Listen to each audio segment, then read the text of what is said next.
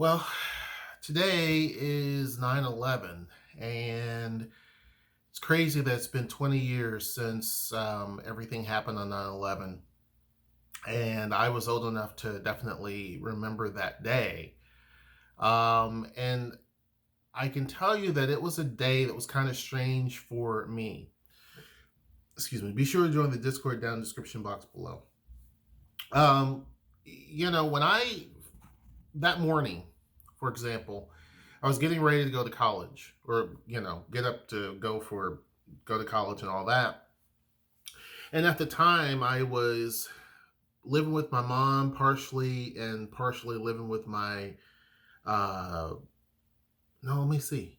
No, I was living with my mom at that point because I had dated a chick prior to that and we broke up prior to 9/11. But so I was living at home and I was ready to go to school.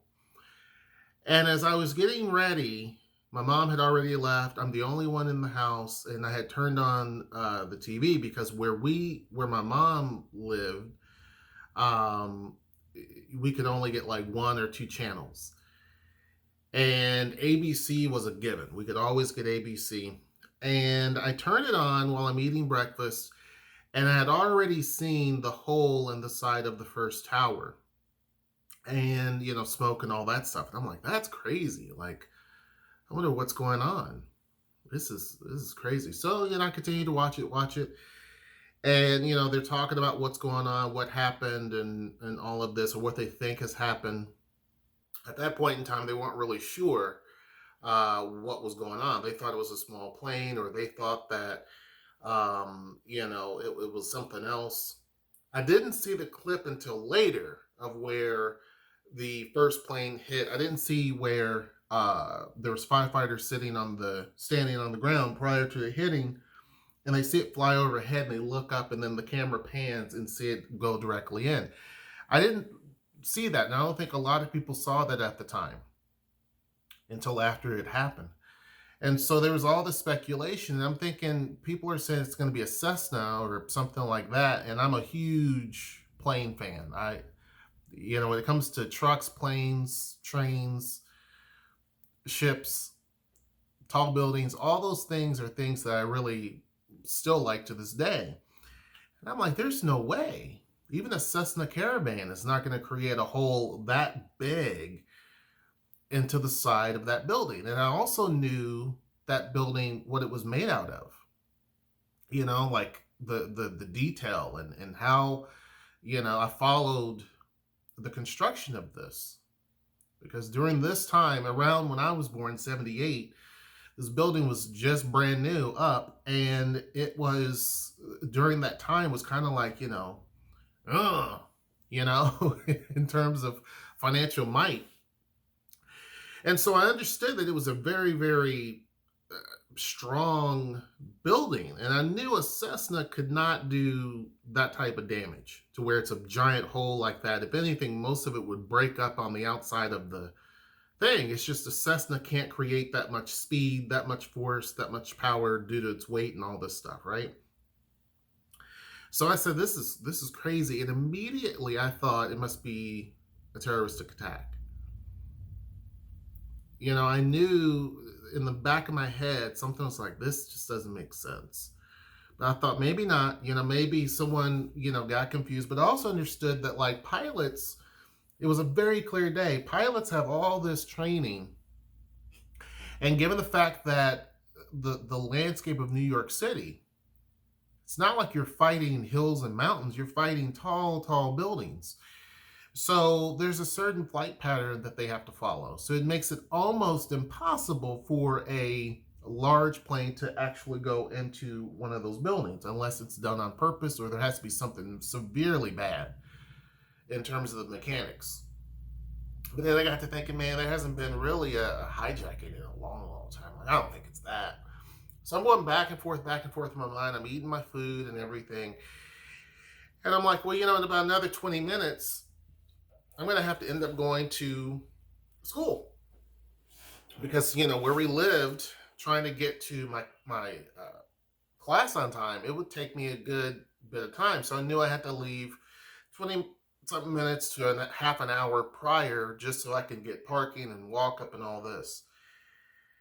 And before that happened, there was the second plane, and I did get to see that.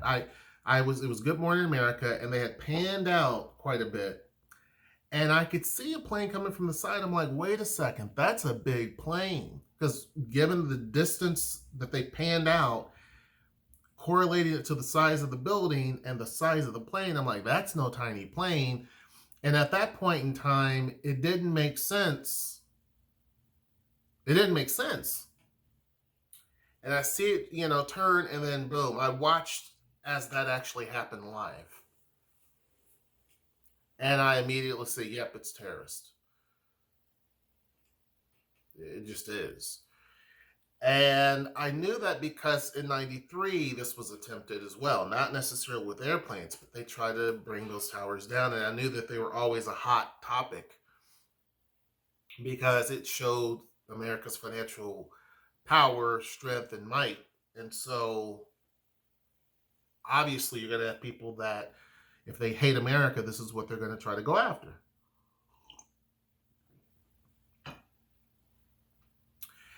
Now, I then ended up going to school. And later on, I found out that Pentagon was also hit because after my class was kind of done, I don't even know if they held class. I can't even remember. I think they just said, don't even worry about it. I'm in the area where it was time to eat. And, the images of the Pentagon. I'm like, what? And all this other stuff. And, where that there could be a fourth one or there could be many, many more up in the sky. No one knew. And they were grounding planes. They were even landing planes. And in my city of Bowling Green, Kentucky, there's no commercial airliner. And people were shocked when I went to work that day. They were shocked that even our little town of Bowling Green, no planes could take off. We thought that was the funniest thing ever. I remember walking outside and it's dead silence. There's no planes, there's no nothing. In an area, because keep in mind, Bowling Green sits right in the middle of Louisville to the north, Nashville to the south, and you're always going to have air traffic pretty high up, but over that area. And to not hear anything, to not see anything was just kind of ominous. And I also remember as I was leaving, because I basically, before I went to work, I left school and went home. I remember coming through an area and a car was about to turn and the car stopped, even though they had the go, right? They had to go to, because basically they were turning on their right, and I was actually, the light was about to change for me, and I was about to turn from the left, and the car stopped and said, come on. And that never happened, right? So I went on ahead and turned. I'm like, okay, that's cool. That was nice. And stopped at a stoplight. There was a guy walking who waved at everybody that he saw, like, hey, how you doing? It was such a puzzling time, because not only did we just have this massive attack, and you knew a lot of people didn't make it, but people were just so much more unified that even though there was all these political divisions, keep in mind Bush was in there, and people, the whole hanging chads and all that stuff, and hell to the thief. I remember all those things, right? And at that point in time, it just didn't matter. No one seemed to really care about any of that type of stuff. And everybody felt like this was something that definitely happened to them, because it did. Maybe not intimately or directly like that, but it did. And for probably a few days after, everyone was really nice. I remember the rubble and the fact that days and days and days and days after, it was still smoldering. There were times when there were still flames. And just the massive calamity. And in fact, let me see if I have it up here with me. Years later, because I wanted to go. I wanted to go to New York. At that point in time, I had never been.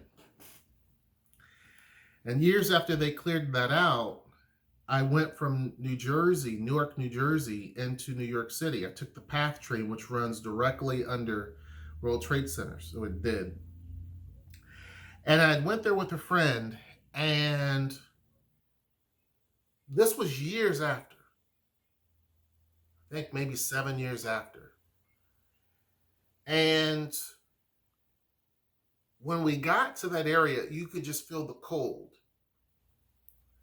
Because there's this giant opening, you could just feel the massive cold. Now, at that point in time, the Port Authority had built a whole new kind of pseudo terminal that you could kind of get out of, but you could feel the coldness. It just felt like it was 10 degrees cooler, very windy. Came through that area, and I remember the friend that I was there with. Maybe I have this other thing with me here too. Let me see. Hold on. I know I have the one thing. We saw where there was this campaign to rebuild, and there were a lot of people saying we need to rebuild much faster, much quicker. No, that's my work pen. We need to build much faster, much quicker, because it's just taking too long. And when I was there, there was a huge long beam that was going to be hoisted up in place as the final beam that goes into the new, at that time, called Freedom Tower. And they had all these pins. And this is one of them right here. I don't know if you can see it. National September 11th Memorial and Museum at the World Trade Center. And it gives you that information, right? This was the pen I used. This Sharpie was the one I used to sign my name on the beam. And you were also given a pen, to put into your shirt. I don't know what happened to that. It's somewhere. But I remember looking back at where the buildings were, and it was a construction site at that point in time, but you could still see where they were repairing buildings next to that site. And just seeing where it was, it's like, dang, it's surprising that it didn't create more damage than what it did, and that more people were not impacted than what happened. It's just a very sad day. It's unfortunate that it took something like that to bring us together. And it's unfortunate that we are so divided to this day about things that really shouldn't divide us. It should bring us together. But that was my story about September 11th. 20 years from now, I can't believe it has been that long. But anyhow, hope you guys are having a decent day. Be sure to join the Discord down in the description box below. Make sure you like, share, subscribe, and comment. And until next time, I will see you. Take care.